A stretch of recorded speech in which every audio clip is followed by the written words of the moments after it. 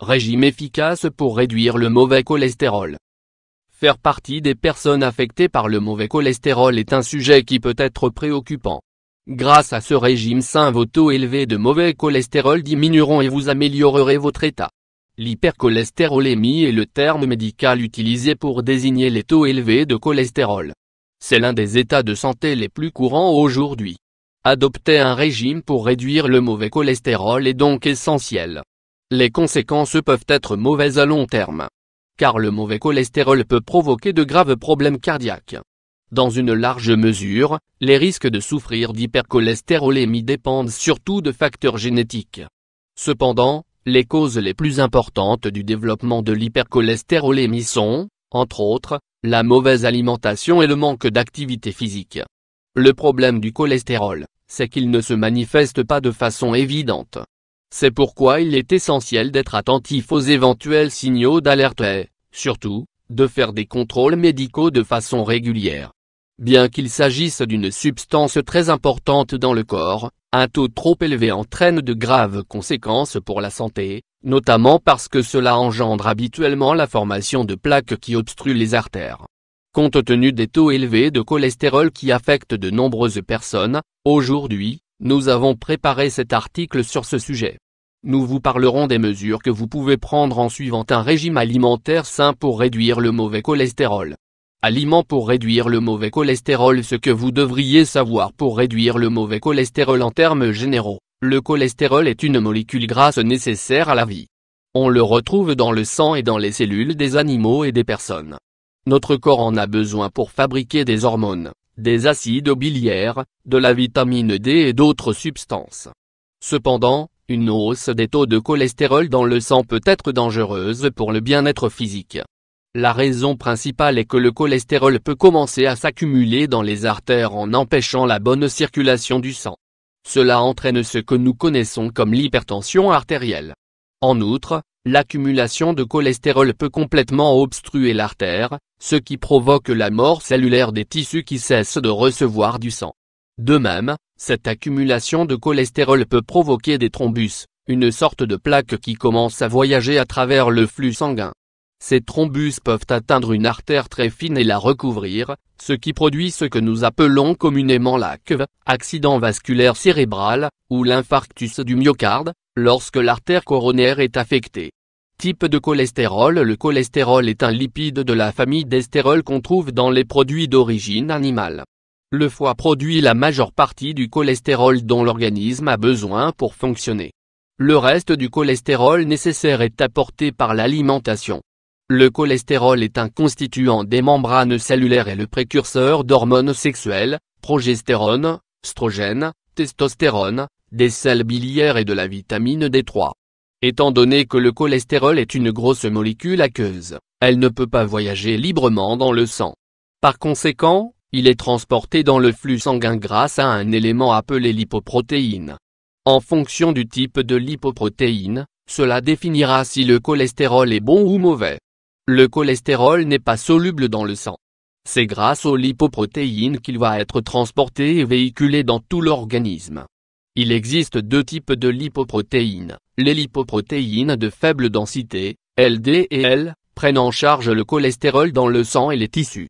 Les lipoprotéines de haute densité, HD et L, sont responsables de la collecte du cholestérol stagnant dans les tissus, les amenant directement au foie pour les éliminer.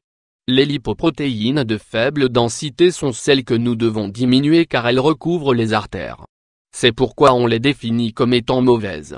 En revanche, les lipoprotéines de densité élevée sont considérées comme étant bonnes, car elles favorisent le transport du mauvais cholestérol. Sur cette base, il sera possible de déterminer si le cholestérol est nocif pour la santé. Le HD et L s'occupe de collecter et de renvoyer l'excès de cholestérol au foie. Par conséquent, ces lipoprotéines sont considérées comme bonnes pour l'organisme.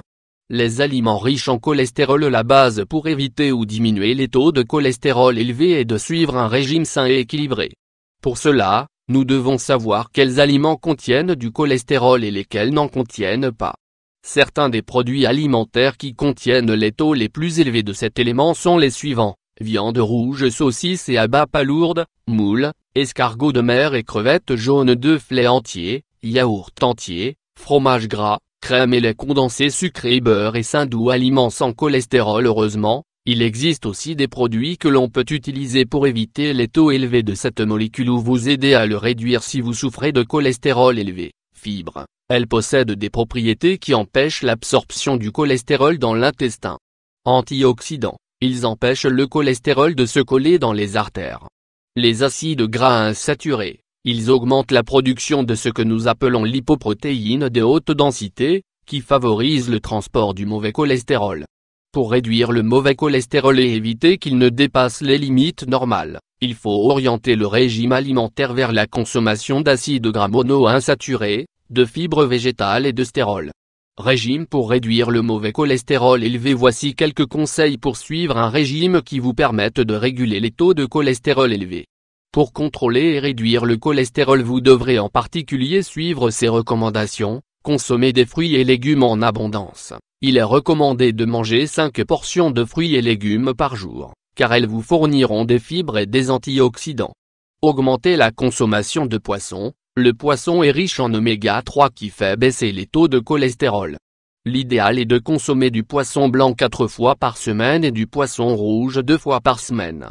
Réduisez l'apport de viande rouge. La viande rouge, en raison de sa teneur élevée en cholestérol, ne doit être consommée qu'une fois par semaine. Favorisez la consommation de fruits secs. Les fruits secs contiennent des acides gras polyinsaturés qui réduisent cette molécule. Mangez des céréales complètes et des légumineuses. Ces produits empêchent l'absorption de cet élément grâce à leur grande teneur en fibres. Essayez de consommer des céréales complètes et des légumineuses tous les jours. Réduisez votre consommation de sucre, et élément peut augmenter le taux de cholestérol. Il est donc important de minimiser sa consommation. Évitez les aliments frits, leurs composés en excès sont dangereux si vous voulez contrôler vos taux de cholestérol. Prenez l'habitude d'inclure de l'huile d'olive, même si c'est une graisse. L'huile d'olive est polyinsaturée, c'est pourquoi elle est recommandée à la place des huiles d'origine animale. Vous pouvez également consommer de l'huile de tournesol et de canola.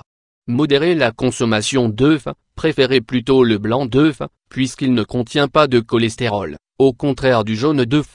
Exercice physique pour lutter contre le mauvais cholestérol. Pratiquez une activité physique quotidienne. Enfin, vous devrez compléter ce régime alimentaire en réalisant une activité physique quotidienne. Pensez aussi que si vous avez des taux élevés de cholestérol, vous pouvez avoir besoin de prendre des médicaments spécifiques. Dans ce cas, vous devriez donc consulter un médecin. En conclusion, les deux types de cholestérol se complètent. Cependant, il est idéal d'avoir un taux de cholestérol HDL plus élevé que celui du LDL. Quel est le but de cette précaution?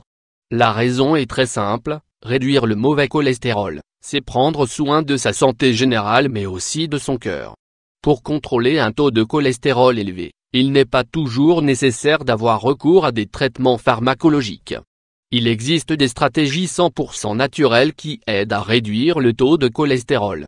Bien que certains cas de cholestérol élevé exigent un traitement pharmacologique, dans la plupart des cas il est possible de contrôler son taux grâce à des stratégies naturelles.